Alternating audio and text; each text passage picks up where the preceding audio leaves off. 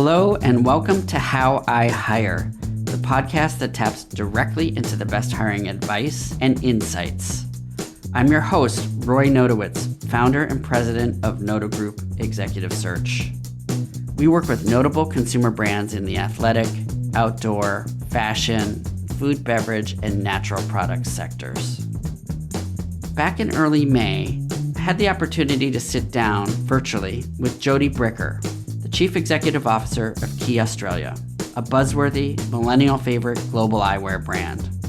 We had a valuable conversation about her journey and how the brand has been dealing with COVID-19. However, because our interview was recorded before the recent Black Lives Matter protests, we didn't get a chance to delve into how Quay has committed to expanding diversity and representation in their work. Visit quayaustralia.com to learn more about their response. As CEO of Quay, Jodi is leading the charge on bringing bold style, affordability, and self-expression to customers around the world and aiming to disrupt the monopolized eyewear industry. In 2019, Jodi and her team achieved year-over-year growth in excess of 30%, cemented their status as the fastest-growing eyewear brand on Instagram, and launched a series of celebrity collaborations with some of the most notable names in Hollywood, including Lizzo, Jennifer Lopez, Alex Rodriguez, and Chrissy Teigen. I'm excited to share Jodi's perspective as an omnichannel retail expert and inspiring leader with a keen understanding of customers, product, and innovation. Jodi and I recently connected over the phone after being introduced by a mutual friend. We covered a lot of ground, including how her experience as an athlete shaped her hiring philosophy, why empowering and mentoring women is a priority in all aspects of her life, and how she and her team are responding to the COVID-19 crisis. Today, we're going to get into all these topics and a lot more. Jodi, thank you for joining me on the podcast. I'm so excited to be here. Great. Well, let's start by talking about your experience. It's super impressive. You've held executive leadership roles at Athleta, Levi Strauss, Gap. I think it'd be interesting for you to start with telling us about your path and how you ended up at Quay. I feel really lucky. My second job out of college, I was one of the first 5 people hired to launch a little brand you might have heard of called Old Navy and really set the tone for pretty much the rest of my career. You know, entering a startup environment within a big corporation, Gap brand at the time was huge and behemoth. And it really honed my startup mentality and really just how to go for something when you have a pretty short roadmap, but a lot of great ideas. And, really taught me a lot about hustle and work ethic, because when you only have a few people, everybody has to do a little bit of everything. And, really just this build it as we grow it mentality of try something, learn, fail fast, try it again. I was apprenticed by some of the greats, and Jenny Ming and Mickey Drexler really instilled a merchant and general management mentality. And I'm just really grateful that it was the launch pad for me. It led to my next role, which was starting e-commerce at Gap Inc. So getting to start a channel as the channel was emerging back in 2000 really helped me go from being an old school merchant to a new school digital mindset. Then that took me to Levi's and Athleta, where I really got to hone my branding skills, product innovation, really and truly learn omnichannel across wholesale, digital, retail environments. And I'd say the biggest takeaway, particularly from those 2 brands, was about how to just be in the consumer mindset and study the customer. So I feel really grateful that after 20 plus years in really big corporate roles, that I chose to go back to my startup roots and switch it up and really lead a brand and a business that has the potential to disrupt retail, and that brand is Quay. And so that's where I am today. That's amazing. How has it been making that transition back to the smaller, more entrepreneurial, growth-oriented place?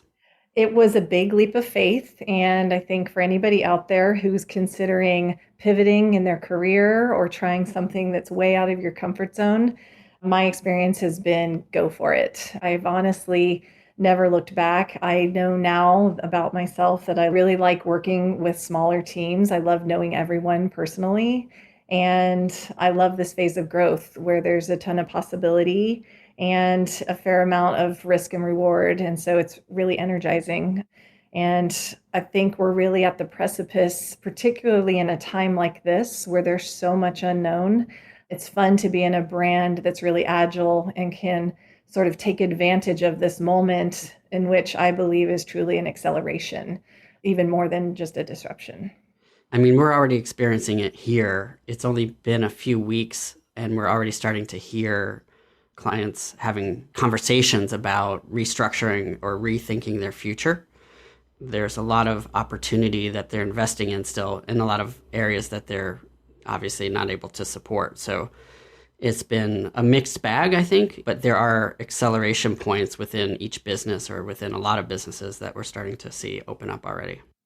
Absolutely. And, I've been in retail for a long time, and there's been this conversation about the quote unquote disruption of retail and the retail apocalypse and all these buzzwords.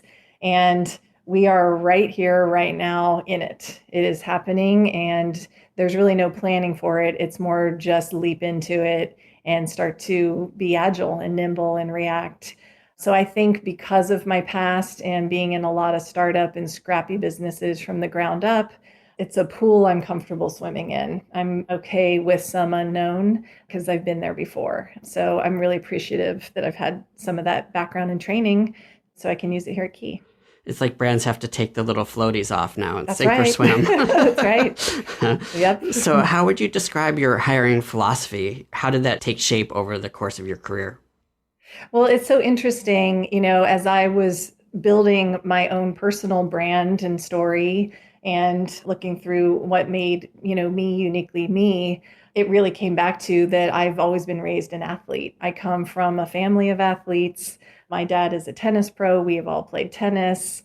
I come from a long line of professional athletes, and I played college tennis. And so I found over time that that has parlayed into who I look for in people that I hire, and who have been some of my best teammates and peers are people who represent some of that athlete mindset.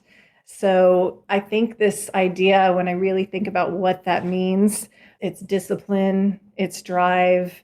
Athletes tend to hold themselves very accountable. They tend to be very self-motivated. I consider them learning machines. They are just genuinely curious about how to constantly refine and build their performance. And they make teams better. And really great athletes, whether we're talking metaphorically or true athletes, have great EQ. And I think in a world of today where there's a lot of unknown, and even having to work virtually or work on a bunch of different teams or in a matrix organization, someone who's got EQ will read the vibe and know how to show up and be a great teammate. So you talked about all the different qualities. How do you define an athlete in the context of work? Athletes perform really well under pressure. And, retail is not for the weak-hearted. I think even especially now that I'm working for private equity who buy brands but maybe have never been operators in retail, they're sort of amazed by the level of detail and pace and strategy and execution we have to do all at once. But I think my favorite part about retail is, we are learning machines and athletes because we get a report card every day, sometimes a couple of times a day. And so we're constantly refining what we do by reading that report card. And so I think that agility and someone that's able to handle pressure, move swiftly, constantly evolve, raise the bar, stretch, be scrappy, those are some of the qualities that I have found have always made for great teams and incredible individual performance as well. And so I look for those kind of people when I'm hiring. So if somebody hasn't played a competitive sport or hasn't been on a team in some way, does that mean they can't be an athlete in the professional context? No, absolutely not. And, I don't love using the same words that other people use, but I think growth mindset, which is being taught everywhere, I think really the essence of that is the same thing I'm describing, which is someone who is constantly learning, evolving, and growing, and is able to put back in what they do into how do I do it better next time, or what did I learn from that? And so to me, that's really the idea of an athlete in a work environment. I think a great athlete in the work environment is a collaborator and someone who generates ideas and someone who's courageous, whether it's speaking up in a meeting or whether it's trying something new or building a business case. Or, quite frankly, a great athlete is someone who's part of a village that when someone else is struggling and they're your cross-functional partner, you lean in and help them. And so there's a lot of different ways to show up as a great athlete, but I think that common thread is, are you willing to grow and learn constantly? So as the coach of these professional athletes, how do you sort of optimize each individual as well as the team when you're thinking about all these different athletes? What I also know about athletes is they're all competitive. So that could create an interesting dynamic as well. Absolutely. And, this is not work that I'm done with. I'm a work in progress on this, but I think some of the things I've learned from or I've taken from other leaders that I felt were great leaders or that I've observed, first and foremost, I was taught servant leadership. Don Fisher at Gap Inc. was the first time I'd ever heard that term. And that really means that you're in service to your employees. They don't have to bend to you and your style. You should bend to them and their environment. So it starts there. And I just consider my job is about creating an environment for people to thrive. The things I do the same for everybody is I create enough structure and discipline that people know where to show up and how to show up and what success looks like. But then I try to tailor to the individual person. Not everyone is at the same place. Everyone learns differently and likes to be led differently. And so my job is just to ask as many questions as possible. And I find when I do that and I've created the right environment and the right structure, most people on the team tend to answer their own questions. But most of the time, my job is to just get out of the way. Once the vision is set and once you've set out the goals and the team shares the goals, a great team goes after it. And so my job is to protect them from distractions and get out of the way and let them do their job. Do you think that every position within your team has to have that athlete type profile? How do you determine which positions are really critical in that sense? I think it really depends on the company and what the company stands for, what the vision and mission is. It depends on what phase of growth you're in, how big or small your company or your team is. But in general, I have found that when I lower the bar and I don't hold everyone to this athlete standard, I usually regret it because I find that great athletes like working with other great athletes. So I tend to use it as a great filter to just say they don't have to be the same, but I tend to say, how will they add to this environment? You don't have to fit in. I don't think fit is the right word. But when I'm thinking about our culture and our chemistry, how are they going to add to it? Because it's not a static place, it's an evolving, flowing thing between a team. And so I'm always looking for that. Is there a difference in the type of athlete that was needed, like between Athleta, Levi's, Gap, and Quay, or is it generally the same across the board? Like if you think about those three brands, they're all in different phases of growth and they appeal to completely different age group and in some cases gender of customer. And so you always have to start there. And Levi's at the time, multi-billion wholesaler primarily, and mostly a male customer. Athleta being a older female brand on its way to a billion, and Quay being very young and mostly native digital and social. And so what I make sure is that the athletes understand how to be in the customer's mindset. Right. What court they're playing on. That's exactly it. You don't have to be the customer, but you have to love the customer. You have to want to solve the customer's problems and be willing to listen to what they're saying without your ego of your job getting in the way. That's usually the filter I'll apply to what type of athlete it might be for that particular brand or business.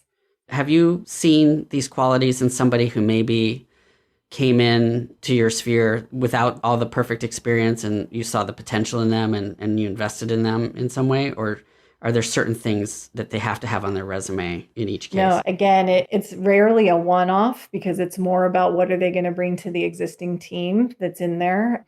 But I prefer someone with potential. I prefer someone with a certain vibe. I prefer someone who's coachable and willing to learn. And in general, the types of teams that we tend to build and that thrive where I've worked before are about idea generation. You don't have to have the best idea, but you have to be someone that participates in the collaborative process because you'll help us get to the sixth idea, which is brilliant. I look for all of those things more than one overarching skill. An incredible skill is great, but really, if you've got more than that and you have built up some of those ways of how do you show up on a team and do you bring others up with you, that is as important to me than your resume. So, in hiring over the years, you've been doing this a while. There certainly have been missteps or mistakes. Are there any themes or insights from those experiences that you can share? I think the biggest mistake that I've made in the past is hiring out of just desperation. When you are desperate, and again, you lower the bar or you don't go through the full process because you feel like you can't go another day without someone hired, that's usually a dangerous thing to do. It's like going to the grocery store when you're starving.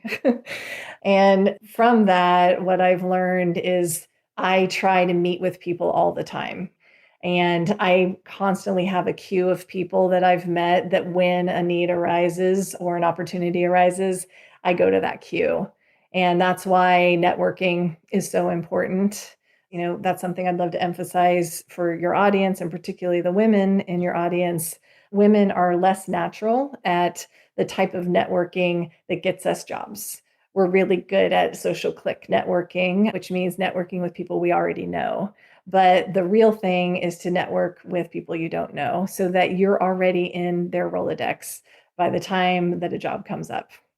ABR, always be recruiting. That's it. That is one of the biggest parts of my job is just constantly meeting people and working with our talent. In your recent Forbes interview, you referenced the delicate balance between growing a brand at the same time protecting the culture. How have you been navigating that delicate balance? Because I know it's hard as you get bigger. You do actually need to have more processes and a little bit more structure and roles and responsibilities and more meetings and things. So when you're thinking about hiring people and when you're thinking about structuring teams and creating that culture, how does that all come together?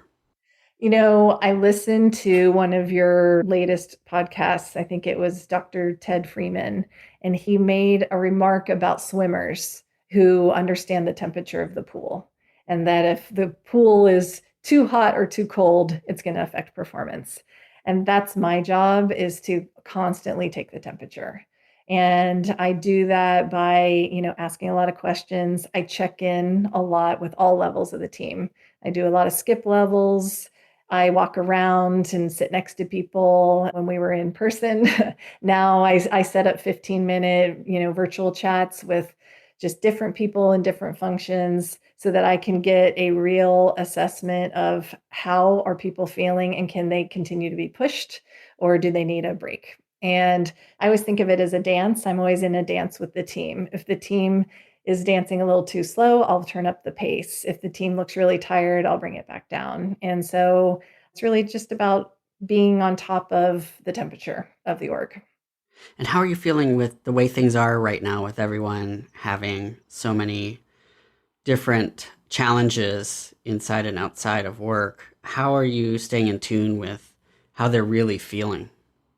It is really hard. And I am the kind of person that I pick up on vibes. I feel your energy when I'm near you. And so it's really hard to figure out how to do that through a computer and particularly, through a Zoom call with hundreds of people on a Zoom. It is very lonely. There's no feedback. It's hard to present with a lot of energy and everybody's on mute. So it's super difficult. But during this time, what I try to do is just over communicate and communicate through a lot of different forums and vehicles So, I send an email every Monday with an update. We send a weekly newsletter. I have a virtual all hands every single Wednesday. And then I meet with probably 10 different people of the org each week through little 15-minute chats. So I'm just trying to figure it out as we go along. I send out surveys for lots of Q&As in case anybody feels uncomfortable asking questions. And, this week, in honor of Mental Health Awareness Month of May, instead of having a big all hands, we're going to try to do group meditation and, try to just meet people where they are right now. And they aren't all at work. They're worried about their families and they're taking care of their kids. And we're trying to just find the right mix of work and personal right now. That's great. I love organizations that incorporate mindfulness. We have a few clients that do that. What are the current and most immediate challenges right now with what's going on with the pandemic? Well, first and foremost is just the physical and emotional safety of everybody on the team. So that's just the first filter that we always look at. Second is making sure that people feel like they know what's going on, that we are transparent, that they have access to everything they need and everyone that they need. And then clarity of what are our goals when those goals are changing. I mean, in the first couple of weeks, they were changing by the hour. I feel like, particularly in the digital space, the penetration of e-commerce has gone from 15% to 25%, according to McKinsey, since COVID. That's 10 years worth of growth. That type of pace is unprecedented. And so I think the biggest thing is, how do you keep reading the temperature, bringing your team along, and figuring out what excites certain people and when other people need a break or support. Yeah. I read that you donated over 30,000 pairs of sunglasses to frontline workers and that some of your manufacturing has shifted towards creating protective goggles for healthcare workers. Yeah. That's awesome. Where did these ideas come from and how did you pivot to do that? Well, this is the team. This team is incredible and it all came from them. We had some people on the team that had relatives, friends, neighbors, loved ones, spouses that are healthcare workers on the front line. And so it was very, very real for them. And because of our relationship with our factories in Asia, it's really interesting. We were there for them when they were in shelter in place a couple months ago. We were sending them toys for their kids and we were doing calls, and now they're there for us. And they were right there at the ready to help us convert. And so I'll tell you, that was probably the most motivating thing for every single employee at Quay, to know that we care and it was just do the right thing, and that our team is so quick that they're able to pull something like that off. So proud. Yeah, I mean, it ties to your values and culture, but people want to be part of something that has a purpose and a mission. I mean, that's what we want, is all of our clients to have that sort of connection, places where people really want to work because of that. And so that's amazing that you're able to do that. I know you already did a lot of other stuff. I think you had some scholarships and other things. Yeah, we did. Last year, we had an Education is Key campaign, and we gave away $10,000 scholarships to kids for their higher education because, again, we feel like that's a right to everyone, honestly, and it's something right now that not everyone has access to. So, in partnership with one of our celebrities, we launched that, and it was, really incredible to see what came back when we asked kids today to send us a video expressing themselves. And this next generation is unbelievable. I have 100% faith we're going to be all right as these guys grow up based on what I saw. How do you think consumers and businesses like Key are going to change after all this is over? Well, first of all, I think that from a customer perspective, the customer is going to get used to shopping online. They're going to get used to shopping virtually. And many customers are not going to feel comfortable going back out into traditional brick and mortar for a while, or until we have a vaccine. And so that will require and demand of us that we figure out things like delivery.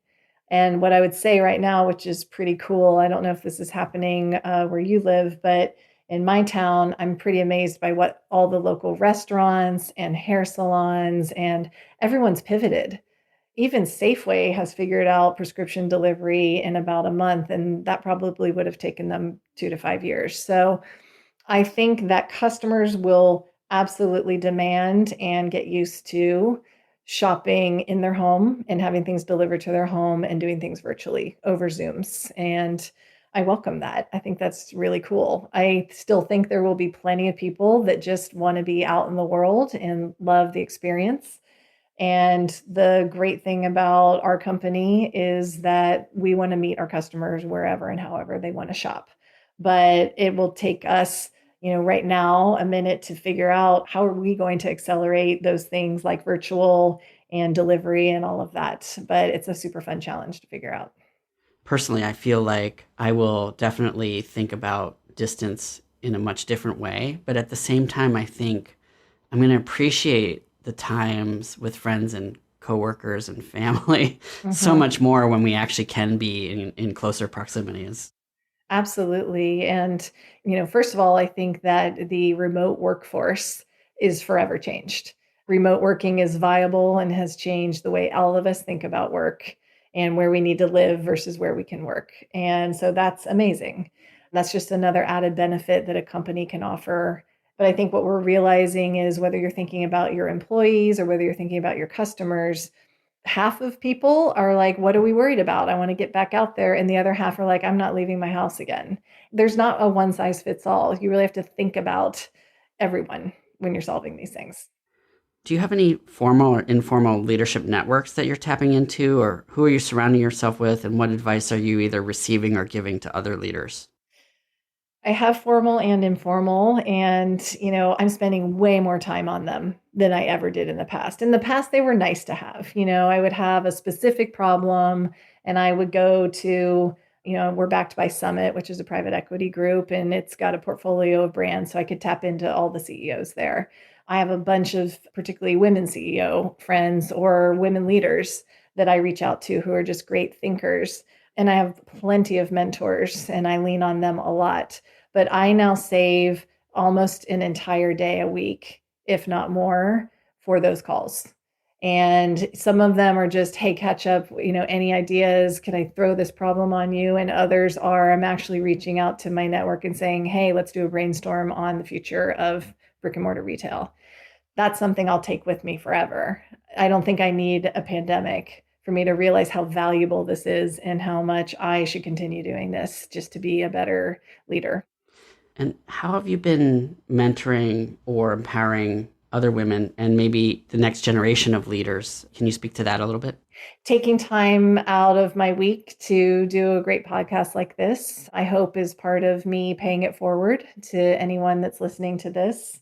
I've done a few webinars where I'm trying to just share to smaller businesses some of the things that I've learned. And because I have a broader network, I again like to pay it forward.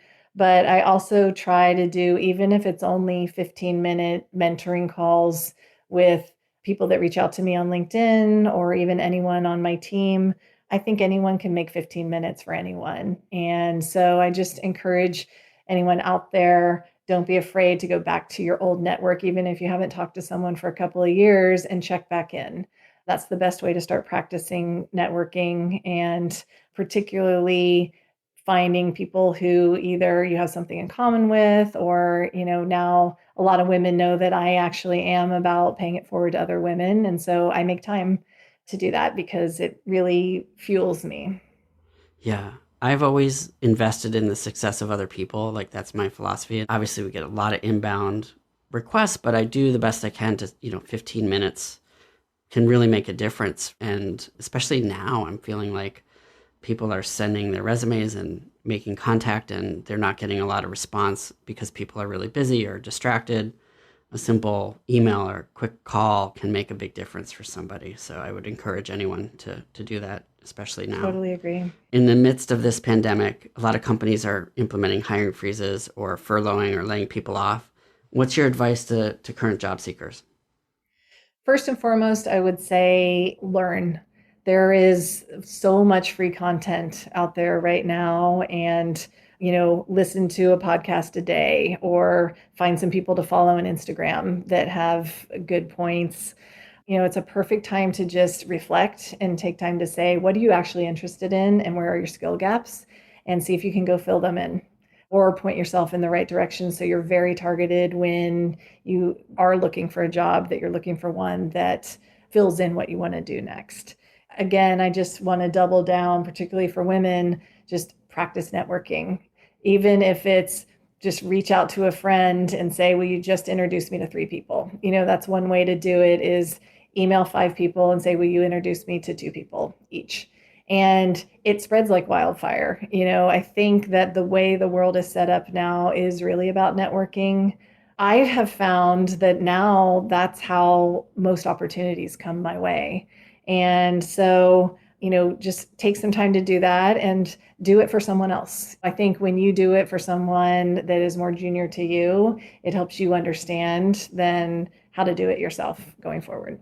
I think anyone who's been successful knows and remembers the people that helped them along the way. And I think it's important to reflect on that and not feel like it's an inconvenience when people reach out, is to really think about it as they're reaching out because you've accomplished something and they are interested in, taking a minute to get your advice. My recommendation to people is to think about that interaction and do your research and be specific instead of general in terms of that outreach. Totally agree. So at some point, we're going to return to whatever the new normal is, and this is hopefully going to be in the rearview mirror. So how are you imagining or thinking about your own future and career at Quay and then beyond? For me, I'm excited to just be in this moment. And I think that's what this moment is teaching me, is there's no way to pre-plan all of this. It hasn't landed yet. And I'm actually having the time of my life because I've never been so energized and learning so much. And I'm learning a ton from this team. And I'm learning a ton about being a CEO during a time like this. So I just kind of want to go deeper into that and really play it all out. We've got a lot of big product and celebrity launches and cool things going on at Quay. So I'm hungry to just see the vision through. I know. I was Googling you, obviously, prior to this, and you're at all these Hollywood parties with Chrissy Teigen, and it looks like you have such a fun time and such an exciting brand to be a part of. It is one of the funnest, buzziest brands. And, again, the team really sets me up for success on that. I'm not even going to tell you the amount of hair and makeup and what goes into all of that. It looks way more fun than the 6 hours it takes to look that way. I have empathy for all the celebrities.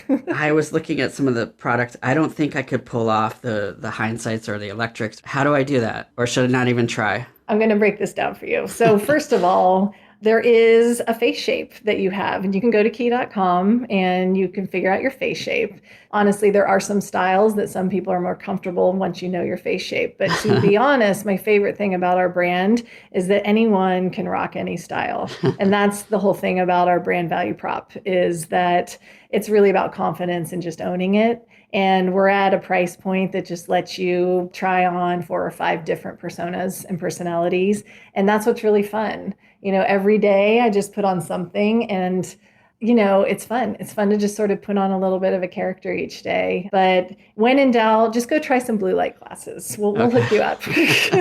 Well, I'll take a look at that there. On your website. I know you can try them on, so I'll try that. How can listeners connect with your brand or with you if they want to reach out? So they could go to quay.com. They can find us at Quay Australia on Instagram. They can find me on LinkedIn, Jodi Bricker, and they can find me on Instagram at jodi.bricker. And I hope that, they will reach out. And I loved doing this, and I'm happy to do it again in the future when things go to the next place. This has been great. I would definitely love to do a follow-up down the road and talk even more in depth about some of those concepts that you covered today. And I really appreciate the time that you took, and I look forward to keeping in touch in the months ahead. Same. Thanks so much, Roy. Awesome. Thanks, Jodi. Thanks for tuning in to How I Hire. Visit howihire.com for more details on our show and sign up for our newsletter to get updates and featured career content. If you know somebody who would be interested in what you heard today, please let them know they can find this episode wherever they listen to podcasts. How I Hire is created by Nota Group Executive Search. To learn more about Noda Group, please visit nodagroup.com or follow us on LinkedIn. This podcast was produced by Anna McLean. For more information about her great work, go to aomclean.com.